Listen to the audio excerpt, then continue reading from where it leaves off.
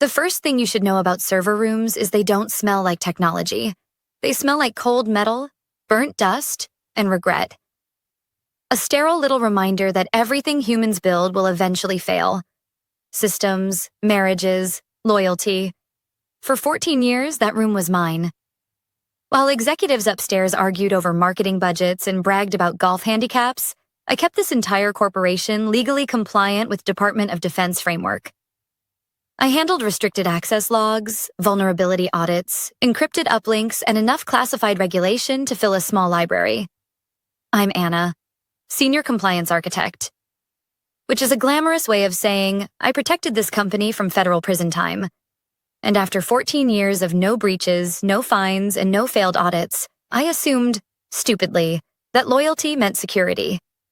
It was a Thursday when the first warning sign appeared. Thursday is a terrible day for catastrophe. It gives you just enough week left to spiral and no weekend strength to recover. I was deep in a compliance scan when my phone buzzed. Conference room B. Bring badge. HR, not a meeting request, not a call. A 3-line execution order.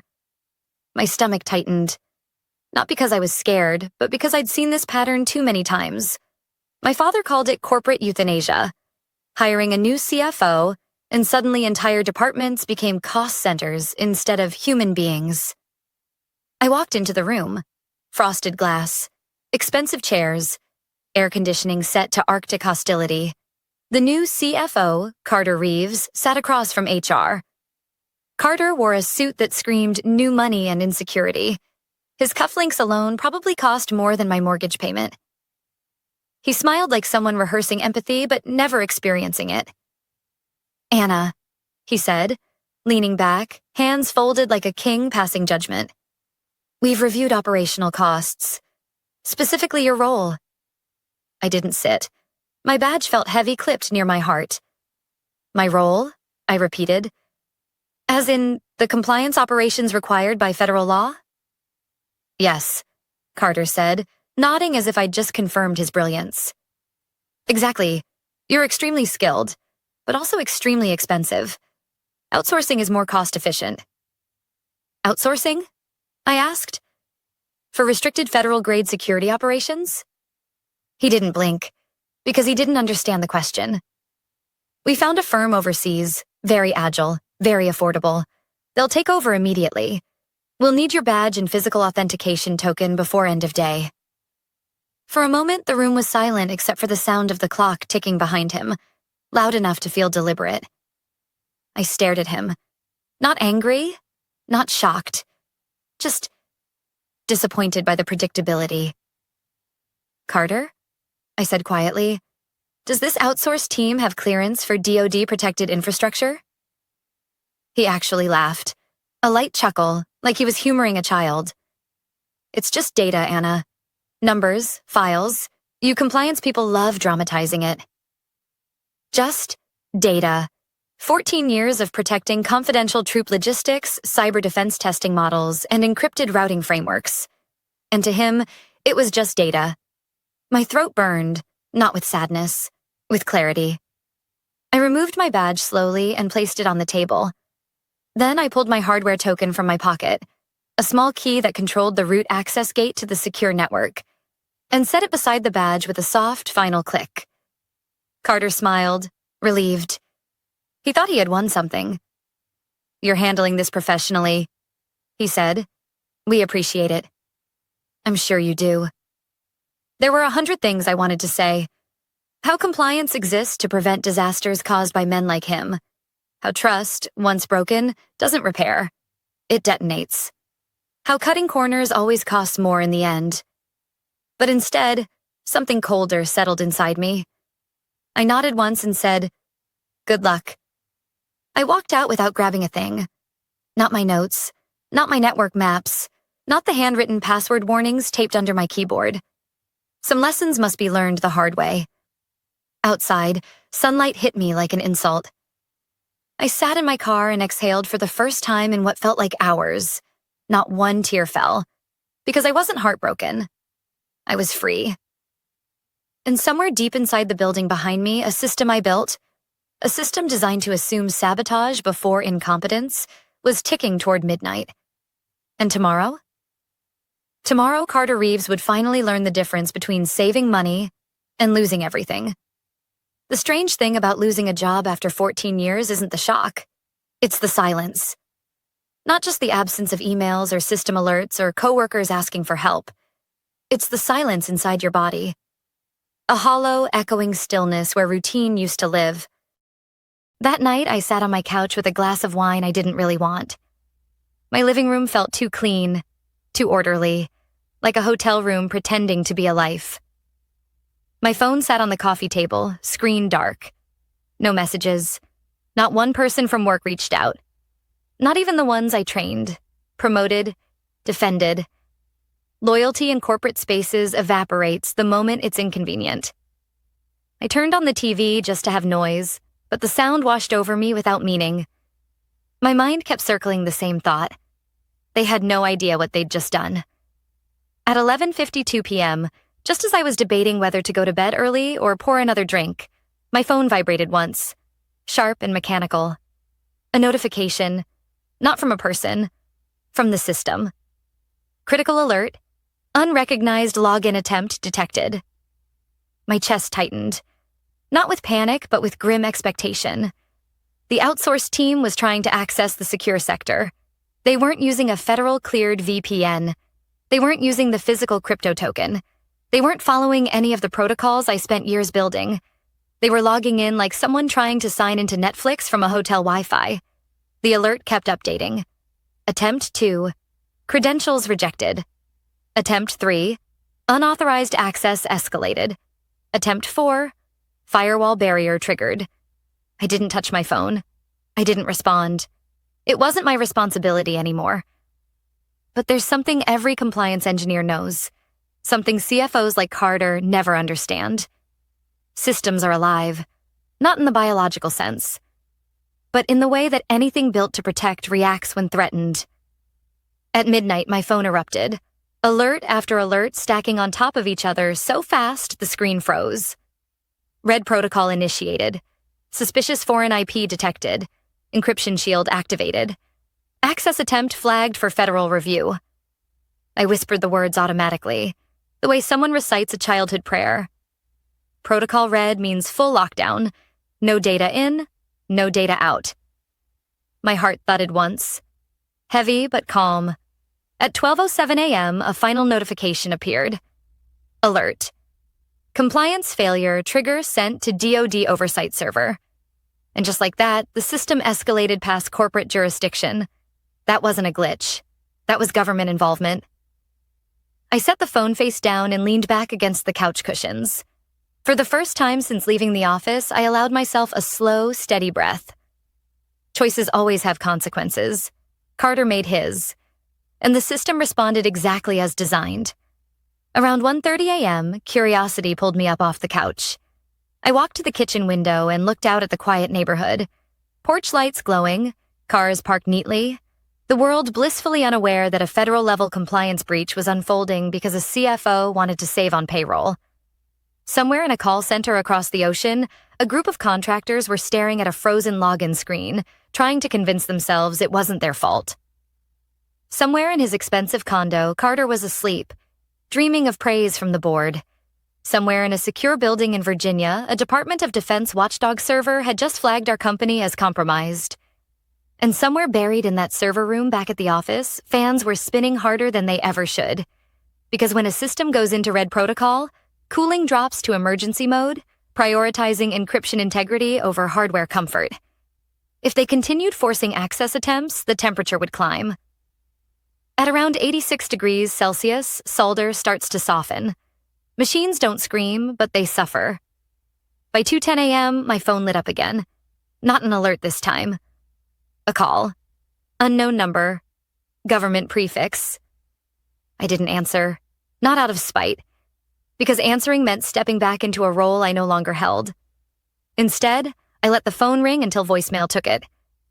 When it stopped, I finally allowed myself the smallest smile. Not triumphant. Not malicious. Just inevitable. They removed the person who knew the systems, the history, the regulations, the vulnerabilities, and they expected everything to keep running. That's not how infrastructure works. Systems don't break because of enemies. They break because the people who understand them are dismissed as replaceable. At 2:37 a.m., a text came through, short, frantic, unpunctuated. "Anna, call me right now, emergency." "Carter," I put the phone down. I finished the wine, and I waited. Morning was coming, and with it, the reckoning. By dawn, my voicemail was a graveyard of panic. 11 missed calls from Carter, 4 from an unfamiliar Washington number, 2 from the CEO, whose number I'd never seen on my phone before. Each message grew progressively more frantic. First irritated, then urgent, then frantic enough that even half awake, I could hear the desperation. The last one, time-stamped 6:42 a.m., was only 5 words. "They're here. Please call back." I didn't. Instead, I made coffee. Strong, black, the kind that wakes every nerve in your body whether you're ready or not. While it brewed, I opened my blinds. From my apartment window, the city was still waking up. Commuters dragging themselves to work, delivery trucks unloading groceries, joggers pretending mornings felt good. Meanwhile, just 2 miles away, an entire corporate headquarters was descending into chaos. My phone buzzed again. This time, a text from someone I actually recognized. "Mia, HR. Anna, are you awake? There are federal agents here. The building is sealed. They're asking for you. Please respond." For a moment, I just stared at the message. This was the same woman who avoided eye contact with me yesterday while escorting me out like a security threat. Now she wanted help. I locked my phone and set it face down on the counter. Actions have consequences. At 7:18 a.m., another message appeared. This one from the unknown DC number. "This is not a request. You need to come in." Still, I didn't move. Instead, I sat at my table and drank my coffee slowly, deliberately. Because after 14 years of answering every alert, every crisis, every compliance audit at all hours, nobody owned my time anymore. At least not until I chose differently. It wasn't until 8:05 a.m. that I finally showered, dressed, and grabbed my keys. Not out of obligation, but because curiosity had finally outweighed resentment. Outside the corporate building, everything was wrong. Police barricades blocked the parking lot entrance. Black government Suburbans sat lined along the curb. Fire trucks were still on standby. Employees stood outside in clusters, shivering in the February air, whispering theories, watching everything like spectators at a disaster scene they couldn't look away from. As I walked toward the taped-off entrance, heads turned. Some stared, some whispered. Some, especially the IT staff, just looked relieved. One of the officers stepped forward, blocking my path. "Ma'am, building is restricted." I didn't bother explaining. Instead, I gave my name. The change was immediate. His posture shifted, his expression sharpened, and he clicked his radio. "She's here." Seconds later, a man in uniform stepped out from behind the glass doors. He wasn't tall, but he carried the kind of authority that filled space like gravity. Dark green uniform. Silver stars. Expression carved from stone. A U.S. Army Major General. He approached me with the calm precision of someone accustomed to chaos. "Anna?" he confirmed. "Yes." "I'm General Lawrence Whitmore. You and I need to talk. Follow me." No small talk, no courtesy, just command. Inside the building was a war zone of urgency. Cables were unplugged. Emergency lights flickered. IT staff stood pale and wordless against walls while federal cyber teams worked in silence. And then I saw them. The Outsourced team. 6 of them, sitting in the conference room I'd been fired in yesterday. They looked terrified, confused, and painfully out of their depth. General Whitmore opened the door. The room fell silent. He pointed at them, voice sharp enough to cut steel. "Why?" he demanded. "Are unauthorized civilians touching my data?" No one answered. He turned toward Carter, who stood ghost white near the window, clutching a folder like it was a life preserver. "Shut it down," Whitmore snapped. "All of it, now." Carter swallowed. We're trying, sir, but we're locked out." "Of course you are," the general said, "because the only person authorized to shut it down is the one you fired. All eyes shifted to me. Carter's voice cracked. "Anna, please, just fix it." The room held its breath. For a moment, I said nothing. Not because I didn't know what to say, but because after 14 years of being ignored, undermined, and reduced to a line item on a spreadsheet, I finally had the room's full attention. My voice was calm when I finally spoke. "I'll help," I said, "but not as your employee." Carter blinked. "What does that mean?" "It means," I said, meeting his eyes steady and unblinking, "that today, I choose my value, and you don't get to discount it ever again." The silence that followed wasn't empty. It was power, mine. General Whitmore didn't say anything at first. He just watched me, assessing, calculating, deciding whether I was someone worth listening to or someone making a dramatic entrance. Finally, he gave one short nod. "Terms?" he asked. I appreciated that. No pretense, no pretending I still worked there. Professional respect offered, not assumed. "My full salary reinstated," I said, "plus back pay for the termination period, a written acknowledgement clearing me of responsibility for last night's breach attempt, and a direct consulting contract with federal clearance compensation." Carter looked like he might faint. Anna, that's excessive."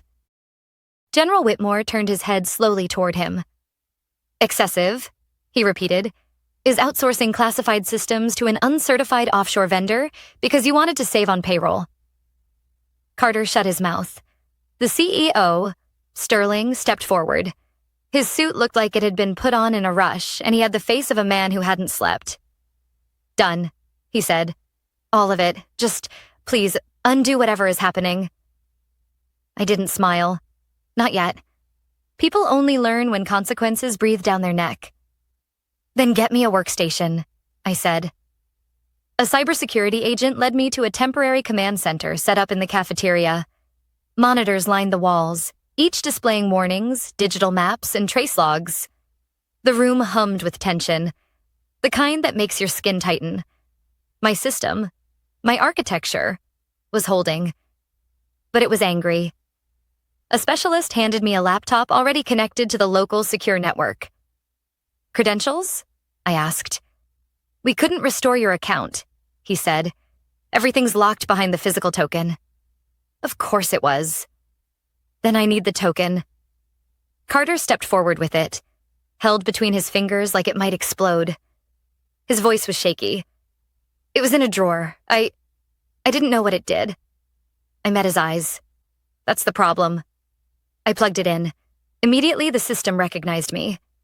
A text prompt appeared. "Welcome, lead authority. Override lockdown? YN, not yet." "First," I said, typing rapidly, "we're going to trace every attempted login, confirm no data left the perimeter tunnel, and verify encryption integrity." The next minutes were silent except for the clicking of keys and the distant murmur of agents speaking into radios. General Whitmore stood behind me like a shadow. Arms crossed, posture military perfect. Finally, the confirmation logs rolled onto the screen. No data exfiltration detected. Lockdown successful. All unauthorized systems blocked. I exhaled slowly. We weren't dealing with a breach, just incompetence. "Good news," I said. "Nothing got out." The room reacted, not loudly but visibly. Shoulders dropped, air released. The kind of relief that comes when the worst-case scenario backs off. Whitmore nodded once. "Restore systems." I typed the final command. Override accepted, rebooting networks, returning to operational mode. Within seconds, alerts on the wall monitors shifted from red to yellow, then a clean, cool green. The crisis was over. But my part wasn't. I unplugged the token and stood. "All right," I said to the leadership cluster standing nearby. "Now we discuss the aftermath." Sterling cleared his throat. "Anna, we appreciate—" I cut him off. This wasn't an accident. This was a preventable failure caused by a financial decision made without understanding the risks. You didn't just cut payroll. You cut the only firewall between this company and federal disaster. Carter stiffened, defensive even now. I didn't expect the system to react like that. You weren't supposed to expect, I said. You were supposed to ask. Silence. Real silence. The kind that means people are finally hearing what they ignored before. General Whitmore stepped forward. Ms. Lawson, he said, his voice carrying authority and finality. The Department of Defense will be assigning a permanent liaison to this organization. And you, he pointed at Carter, will provide full cooperation while internal compliance is audited. Carter swallowed hard. Sterling nodded again, defeated. And Anna. The general continued, turning back to me. You are now the primary point of contact for all security and compliance matters. Effective immediately.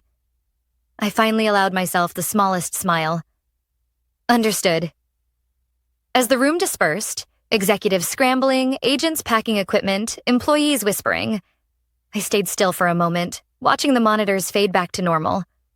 One of the junior IT analysts, Michael, someone I'd trained years ago, approached. His voice was quiet. You're really coming back?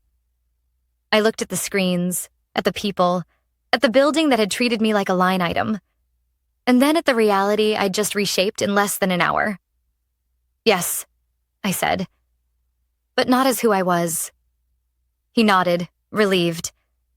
I walked toward the exit, feeling the weight of the moment settle into place. Not heavy, but grounding. Sometimes revenge isn't loud. Sometimes it's simply being the one they can't replace. The building felt different when I walked back through it later that afternoon.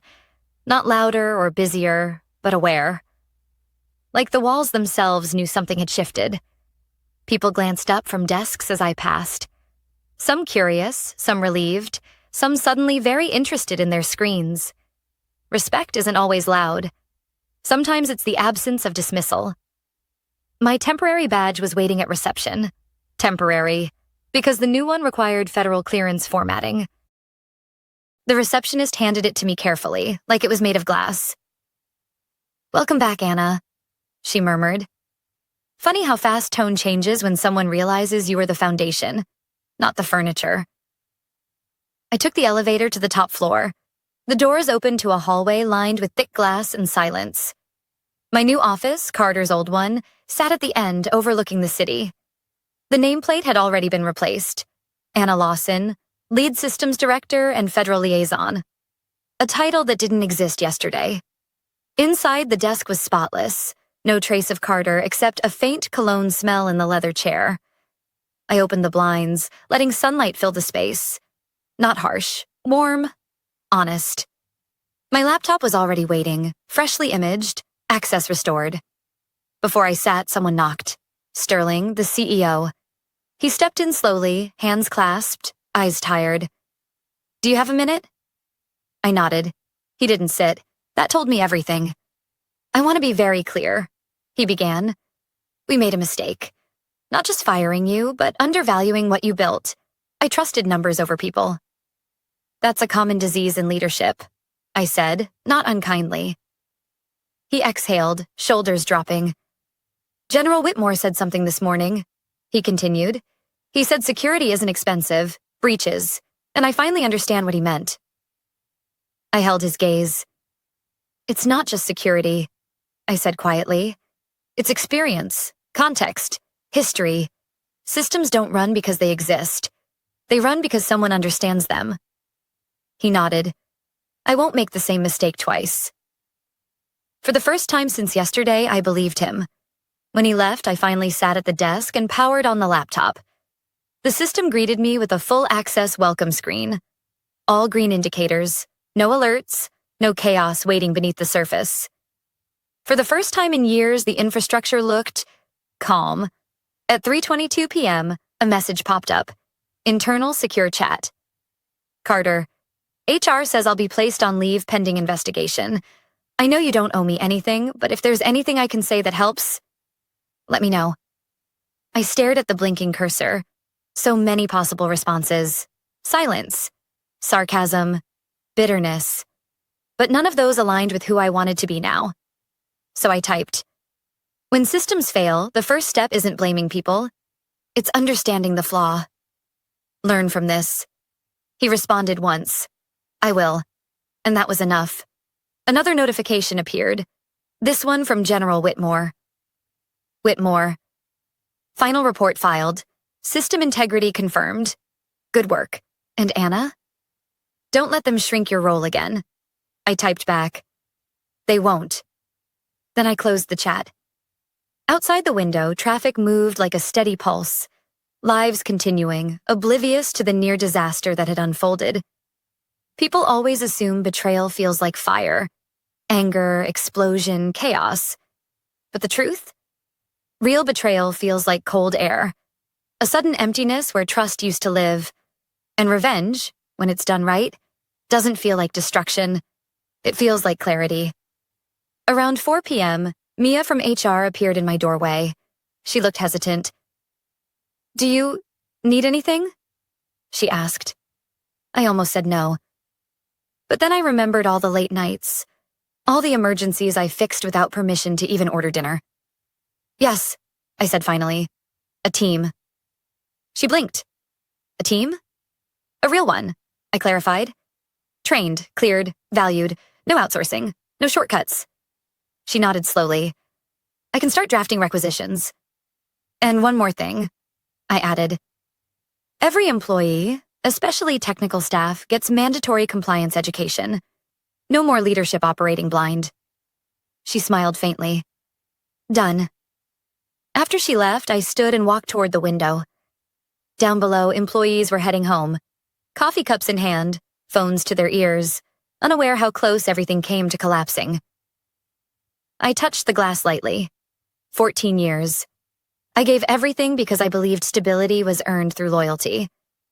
But today taught me something different. Loyalty without recognition isn't dedication.